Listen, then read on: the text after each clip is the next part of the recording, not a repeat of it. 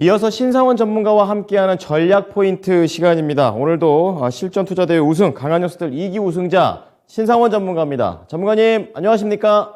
네, 안녕하세요. 신상원입니다. 자, 우선은 하락폭은 많이 좀 줄여서 다행이다라고 생각하는데 약세장이어가지고 그닥 첫날부터 그렇게 좋지는 않네요. 오전장 어떻게 보셨습니까?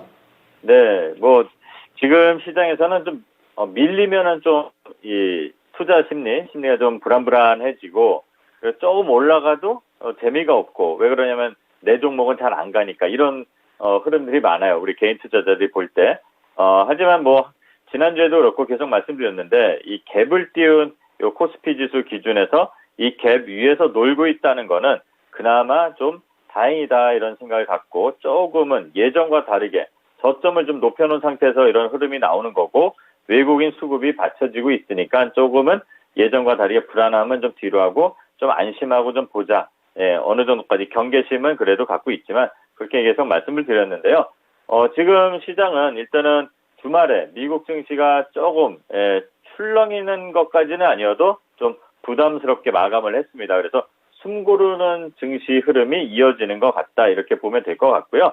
그리고 이 2,500에 대한, 지난주에도 말씀드렸고, 또 지난주 금요일 날 오후 시간에도 오후 프로그램에서도 말씀드렸는데, 이게 마의 벽인지, 2,500을 돌파하는 게 아직은, 녹록치 않습니다. 이 레벨업을 좀 한번 하게 되면은 그 위로 저항선 돌파하고 그 저항선이 지지라인으로 잡힐 때는 우리가 좀 안심하면서 이제 다음을 또 기대할 수가 있는데, 지금은 그렇지가 않습니다. 항상 말씀을 드렸지만, 실적이 계속 하향되고 있고, 그에 따라서 주가 밸류가 낮아지기 때문에 지금 자리에서는 이 2,500이 그렇게 우리 시장 전체적으로 저평가로 표현하기에는 좀 부담스러운 자리가 되기 때문에 그런 것 같습니다. 그래서 좀 박스 구간이 장기간으로 조금 길어질 수도 있는데, 그래도 그 박스 구간이 박스의 이 바닥이 점점 올라온다면 괜찮다고 봅니다. 그러면 우리는 트레이딩 관점에서 계속 대응을 하면 되니까 그런 흐름을 유지할지를 계속 보면 될 것 같고요. 또 오늘 시장 흐름 보면은 외국인들이 매도세가 좀 나오는데 아직까지는 그렇게 위협적인 그런 흐름은 아닌 것 같아요. 대신 기관들 매도량이 많은데 이게 참 얄미롭게 나오는 것 같습니다. 그리고 선물 계약은 외국인들이 1,500계약 다시 매수 우위로 변화를 했기 때문에 오후 시장에 조금 더 끌어올리는 모습이 보일 수도 있지 않을까라는 조금 기대를 할 수가 있겠습니다. 그리고 환율이 15원이 올랐다고 해서 이거 많이 오른 거야 하겠는데, 지금 시장에서는 이 정도는 충분히 소화하면서 갈 수 있는 구간이라고 저는 볼 수가 있다, 이렇게 생각할 수가 있습니다. 그리고 이 눈치 보기 흐름 속에서 그래도 강세를 보인 종목들이 몇 개 있습니다. 애플페이 관련주, 한국정보통신이라든가 이루온이라든가 이런 종목들이 좀 강세를 보이는데, 저도 이걸 한번 좀 조사해 봤는데, 우리나라 스마트폰 시장에 애플폰이 30% 정도 차지를 한다고 합니다.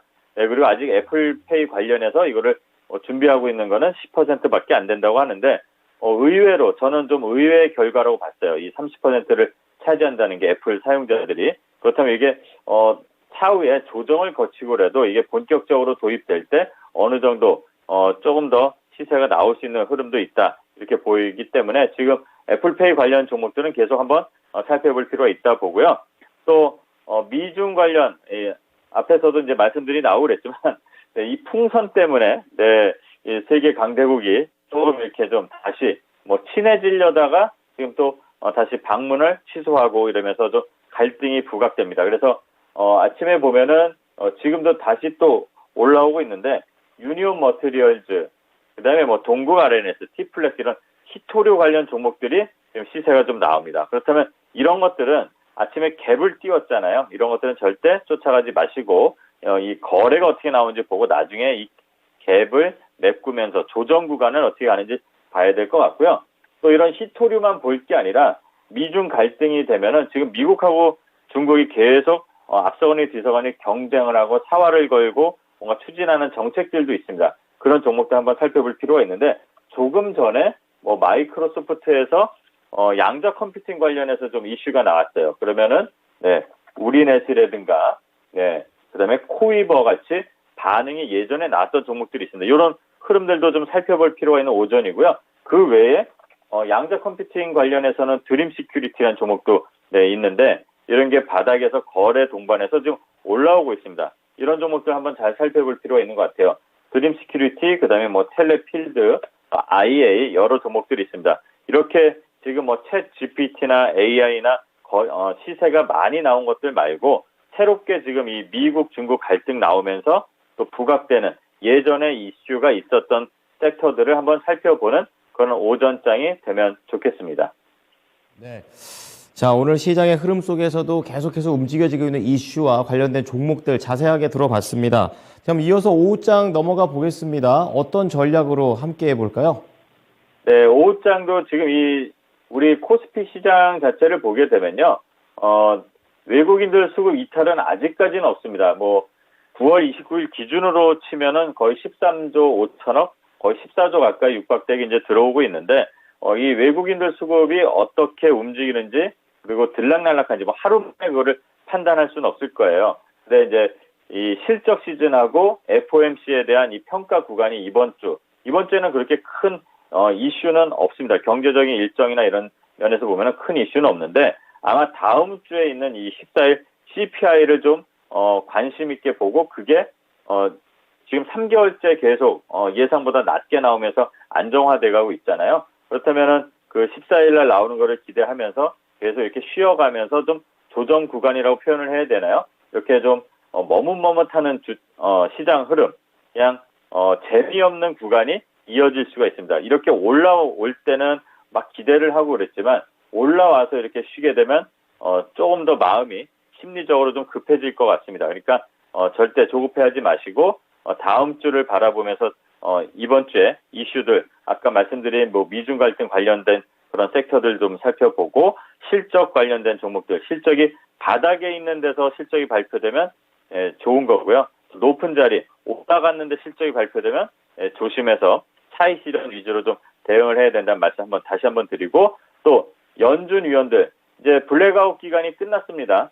그리고 지금 뭐 고용 지표가 상당히 좋게 나왔죠. 뭐 3배인가 이 고용 지표가 이제 좀 좋게 나왔고, 청구 건수가. 그런데 이게 지금 시장에서는 좀 경계심을 갖는 것 같아요. 이러다가 또 다시 금리를 빅스텝을 밟고 자이언트로 가는 거 아니야? 이렇게 하겠지만 미국 그 투자 전문가들 또는 자료들을 보면은 그런 거는 좀 아닌 것 같습니다. 이 임금에 대한 상승률이 같이 올라가지가 않고 둔화되고 있다고 합니다. 그러면 어떻게 보면 이거는 미국은 견조한 이 일자리를 그래도 유지하면서 자기네들 물가도 어느 정도 잡아가고 성장도 이루어지는, 그러니까 속된 말로 지들은 잘 버티는 것 같아요. 전 세계적으로 좀 영향을 미치게 이렇게 좀 해놓은 것 같은데, 미국은 어쨌든 잘 버티는 것 같고, 그런 게 좀 예전과는 다르게 불안함은 조금 좀 임금 상승률 둔화로 인해서 인플레 우려는 좀 과하다라는 의견들도 나오고 있으니까 그런 부분에서 너무 불안해하지 않아도 될 것 같습니다. 하지만 이제 미중 갈등 외에 또 조금 우려되는 거는 러시아하고 우크라이나 관계입니다. 이제 EU하고 우크라이나가 뭐 정상회담 한다고 했지만 그렇게 크게 재미는 없는 것 같고, 또 러시아에서 우크라이나 관련해서 대규모 공습 임박설이 있습니다. 그리고 뭐 중국이 무기를 댔다, 뭐 북한도 댔다, 이런 얘기들이 나오고, 마침 그 미중 갈등이 생기다 보니까 지정학적 리스크가 다시 한번 정말 풍선처럼 다시 올라오는 것 같습니다. 이런 부분에 대해서는 좀 관심 갖고 경계심을 갖고 좀 봐야 될 것 같고요. 그리고 계속 말씀드리는 이 외국인 수급이 코스닥으로 조금 움직인 게 나왔었습니다.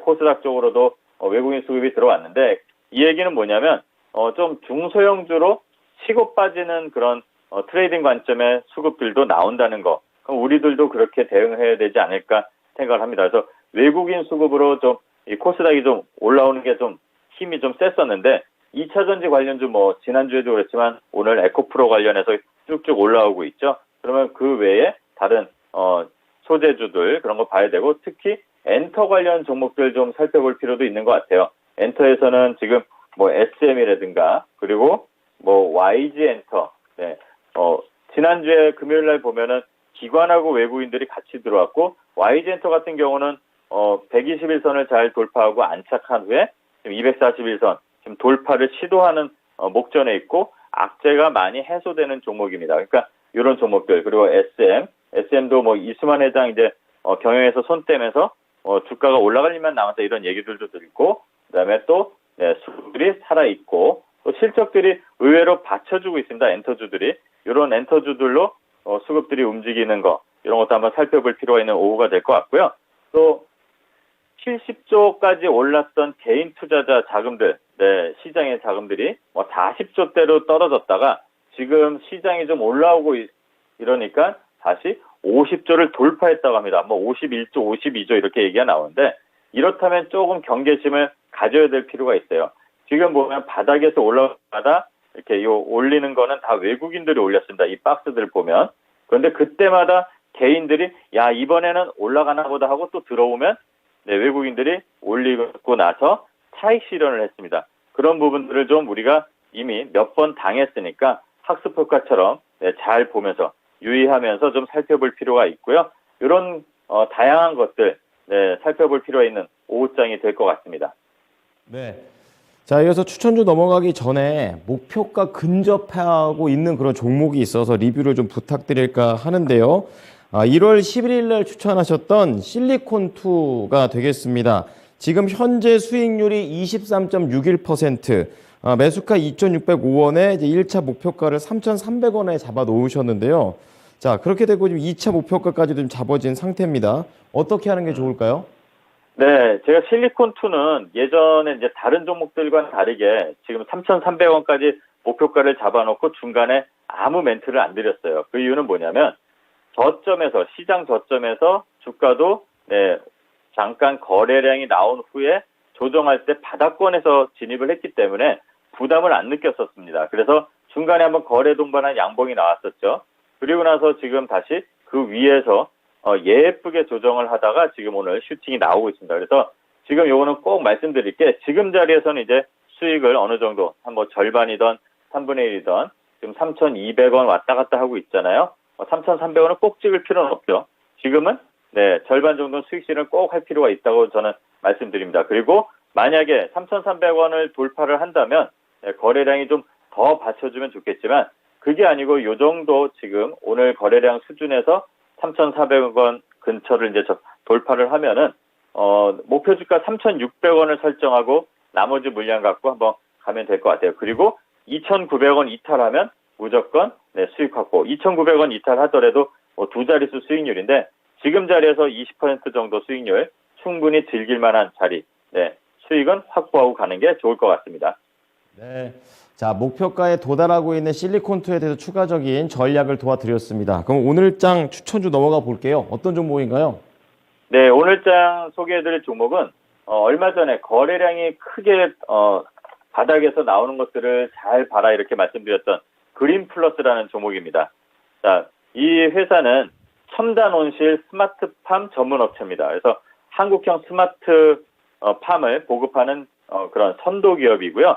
최근에 정부에서 이제 스마트팜 수출 지원단도 구성을 했습니다. 그래서 이 회사, 이 그린플러스가 호주하고 태국, 중동 등의 이제 해외 진출 본격화가 되는데 호주에 1월 달에 호주 법인을 설립을 했습니다. 그래서 영업 절차가 이제 간소화되는 장점이 있겠죠. 해외에 이제 진출을 하면 호주에서 좀 오세아니아 지역 전체를 통틀어서 이제 좀 안정적인 먹거리 보급하는데 좀 이 스마트팜이 좀 기여를 할 것이다 이렇게 이슈가 좀 되고 있고 또 실적도 개선되고 있습니다. 실적들이 좋아지고 있는 그 길목이고요. 그리고 주가가 바닥에서 큰 거래가 나오면서 121선 돌파했고 241선까지도 한번 돌파 시도를 하고 지금 조정을 거치고 있습니다. 그래서 이 조정 구간에서 충분히 진입이 가능한데요. 또 특히 스마트팜이라는 게 또 이 척박한 환경에서 농사를 지을 수 있는 거잖아요. 그러니까 네옴시티에도 좀 이슈가 돼 있는 그런 회사입니다. 그래서 지금 현재가 항상 말씀드리지만